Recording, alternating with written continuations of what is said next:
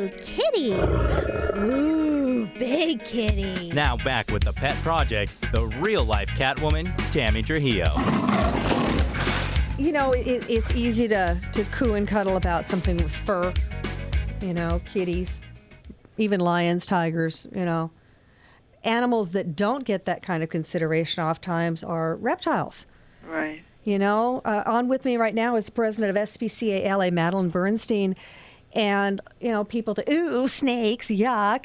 You know, you don't think of snakes as affectionate, or you don't think of snakes as having feelings. One of my friends has a couple of pythons. And Madeline, you know, you go sit at his house, and it freaked me out the first time it happened a little bit, but they come right up the chair. They want to sit on your lap, you know, and they're not up there to squeeze you. They're up there to sit on your lap and get stroked, you know. So you can't tell me they don't have feelings and emotions. No, they do. They do, within the realm of being a snake. Right. And it's not up to us anyway to determine like how valid their feelings and emotions are, or to impose laws of speciesism on, you know, being kind to animals and respect living things. I mean, just because one person likes horses and not dogs, and one person likes snakes and not cats, you know, isn't the green light to treat the ones you don't like badly. No. The reason we're talking about this is the NBC show Fear Factor had a January 2nd episode. They called it Snake Bite.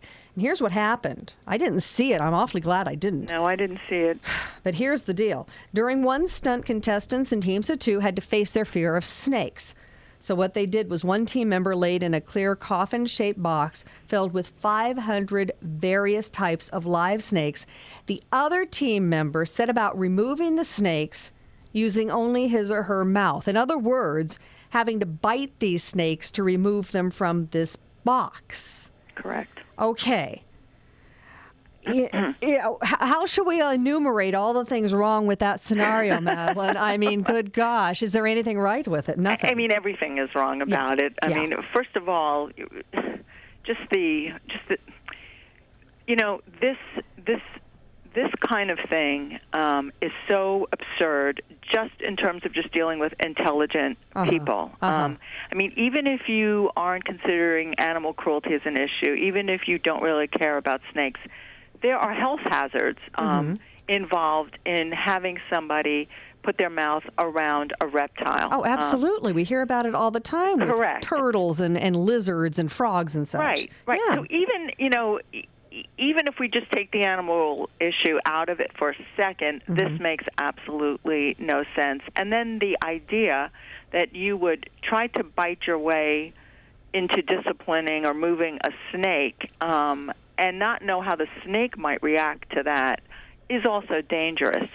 So you have that component. And then there's this whole other thing, like, why on earth is this necessary for entertainment?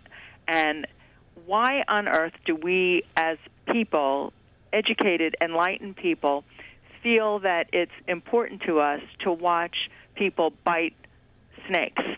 I don't ask me, because you couldn't get me to do it. I mean, I don't understand it. And we started getting complaints. Again, people saw it on TV and started complaining, and they were talking about it on Facebook. And then there were other people who were saying, who cares, it's just a snake on Facebook, and so what? You know, we use bugs too. And, you know, and there are snake wranglers and animal wranglers that are supposed to be, you know, the ones you go to when you have an animal stunt like this. And, you know, the issue is how humane are they to their animals and what qualifies them as a wrangler. And then you just get down to the basic, you know, is this animal cruelty? And unfortunately, well, fortunately and unfortunately in this case, you know, people saw it on TV.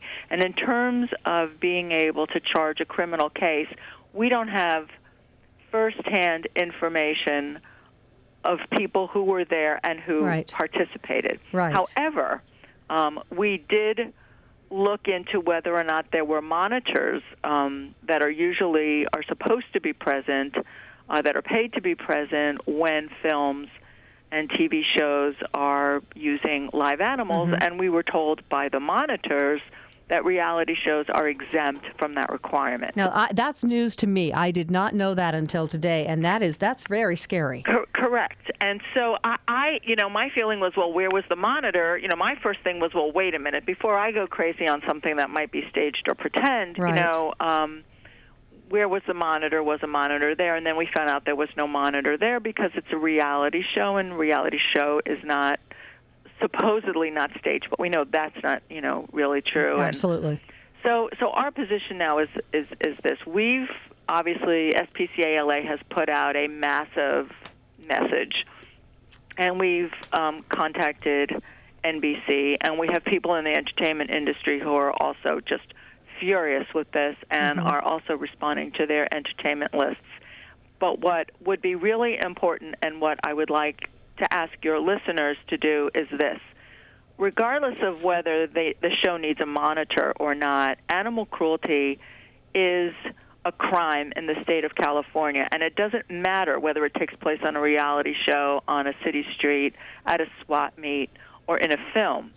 So what we need are people who were present or who will continue to be present, who will be vigilant, who will document, who will take photos and get names and phone numbers of anybody that they see at a scene like this or future episodes, and give it to us, because the animal cruelty laws are not, are relevant even in a reality show. But we need to be able to prove a case to go forward. Right. So we're doing a major call to action. Like, this is not acceptable, and anyone and everyone who goes as guests and to be participating in audiences, people who work on the set, maybe people who are on the staff of Fear Factor, anybody who knows anything now or in the future needs to become a great witness to document and find things out so that we can stop this from happening on this show or any other show, because the cruelty laws are not